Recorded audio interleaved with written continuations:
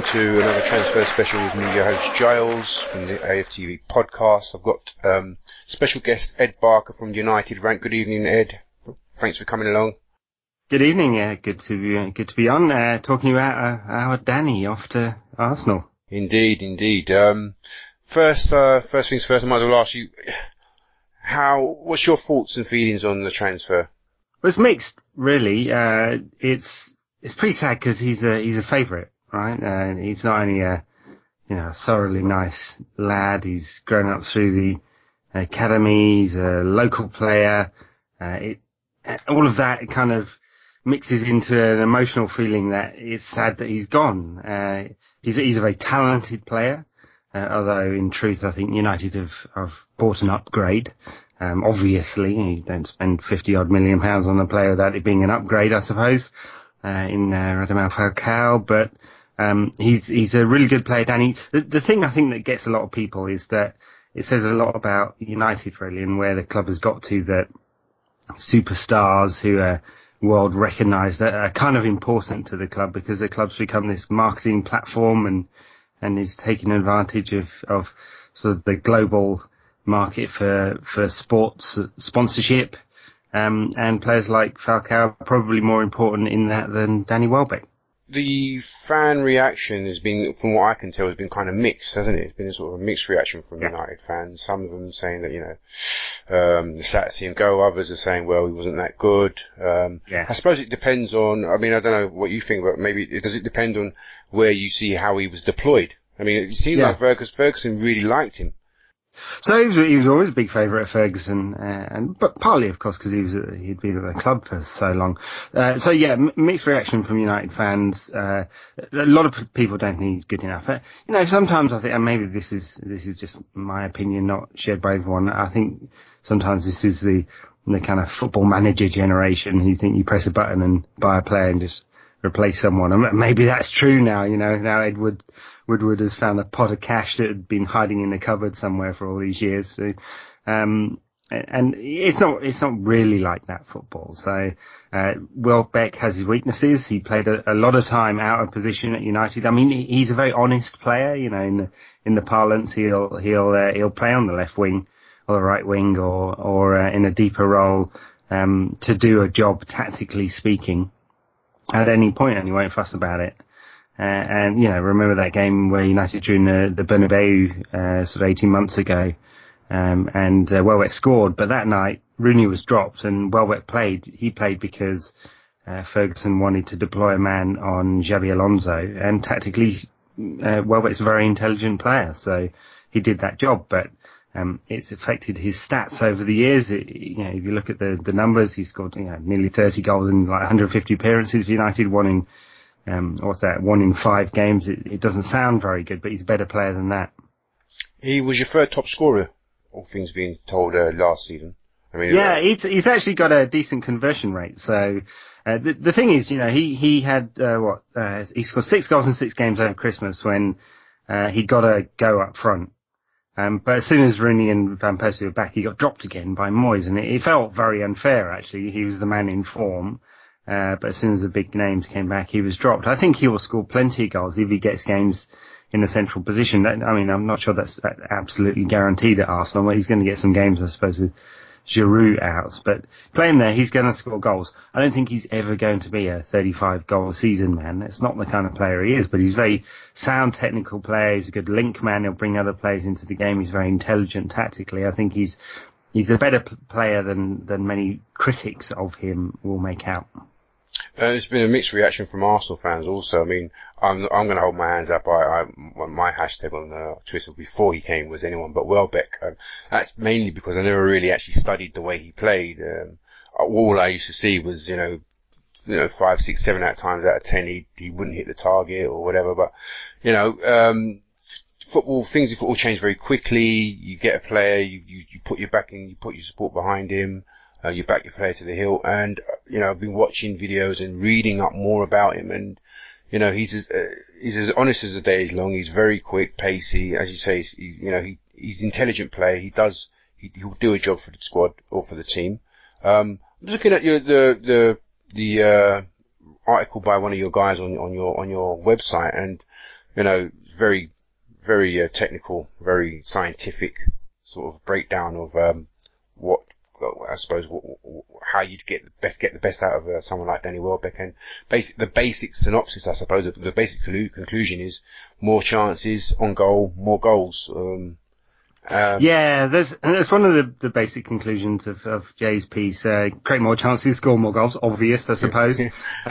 But he also concludes by saying that actually one of the things that is kind of perhaps misunderstood, or the data shows, is that it's not really about finishing per se. There's not a massive difference if you look at the top strikers in the Premier League. Amongst those who scored over 10 goals last season, the conversion rate isn't massively different, right? So the real things that make a massive difference in terms of the number of goals is the ability to create your own chances, as well as the creativity of the players you have around you. Now, the second bit should fall into Welbeck's hands at Arsenal. There's plenty of creative players in that squad. You'd think he'll get plenty of chances. There might show up his weakness, I suppose. A 25% chance conversion rate isn't bad at all in Premier League standards for Welbeck, but it often feels he's not particularly incisive with his finishing. I think that will change with confidence. And the other thing for Arsenal fans, I'd say, is I think he's an Arsenal type player. I think he's a player with great feet.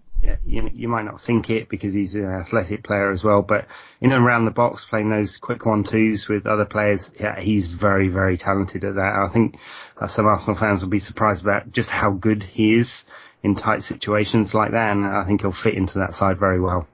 And also, given his height, he'd not only be good in attack, but also probably help out in defence.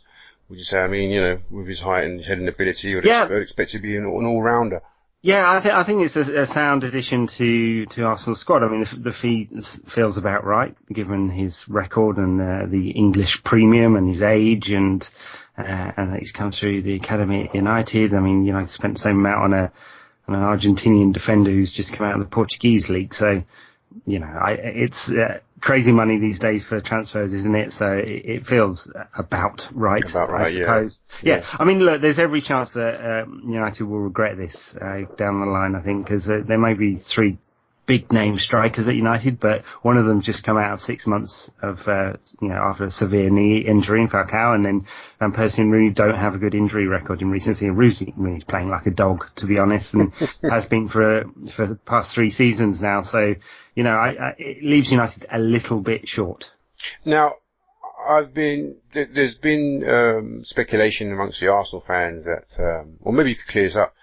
We were of the understanding, or maybe misunderstanding, that he was one of the last of the locally born, brought up lads at Man United. But another Man United supporter actually told me that you've got Wilson and Keane and Lindegaard.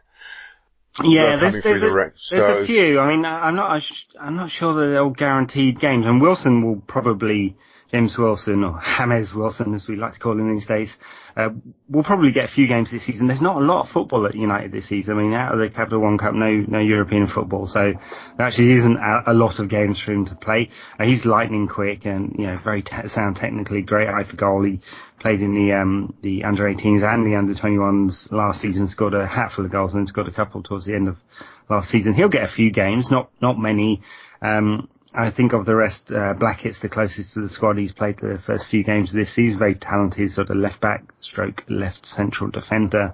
A few others most likely will spend time on loan. Lindegaard, it's not obvious that he's going to get a lot of games this season. We'll see. He might play a few games sort of in midfield or forward positions, but of course that's where United have strengthened.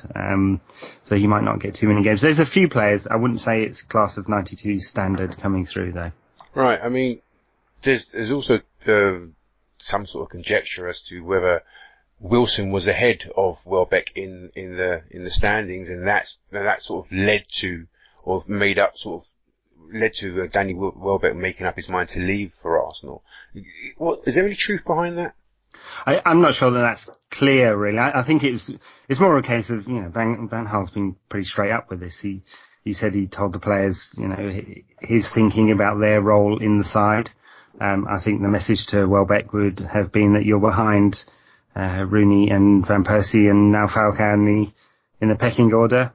take your chances and stay or find a new club. And you know, so Welbeck made it known. His agent is rather vocal, right? So same agent as Wilfried Zaha, and made it known that he wanted out of the club towards the end of the Moyes reign. Now Moyes had that effect on quite a few players, some of whom, like Nemanja Vidic, regretted it afterwards, but after Moyes was sacked and wanted to stay but couldn't. Welbeck seems to have been on the mind that he needed to move on for his career for some time now. All right. So you're saying that he should still Arsenal style of play. Do you think that he can flourish? I mean, you're saying he's not. You don't reckon he'll be a 25, 35 goal a season man, but a lot of people are hoping that he turns from a Welbeck into a Sturridge. That seems to be the buzzword nowadays, in his past few days since the signing. Do you see him making that sort of transition? I think if he plays 30 games in the Premier League for Arsenal, he'll score more than 15 goals. How about that? I think he's definitely got the capacity to score at 1 in every 2. And it really depends on how many games he plays and how many games he plays centrally. But he's a team player, he's going to add more than just goals. It kind of depends on what exactly it is that Wenger needs out of his players. I mean, there's a load of creative players in the squad at Arsenal, and you'd think there'd be goals come from all parts of the pitch. The alternative for Wenger was to spend the money and buy a pure goal scorer like Falcao, I suppose. And maybe Arsenal didn't want to spend that kind of humongous money that it's taken to bring Falcao to Manchester. Welbeck's a cheaper option, but in the end, I think he'll be a pretty good value option. Yeah, I suppose, but that's what we're going to be hoping. I mean, where everybody was wanting someone of a bit of a higher caliber, whether it be Falcao. Obviously, the numbers didn't work for Arsenal, but a lot of people probably would have taken. Now they're saying they would have taken a Mandzukic, or who's similar to Giroud in stature and ability. Looking at Balotelli and Welbeck.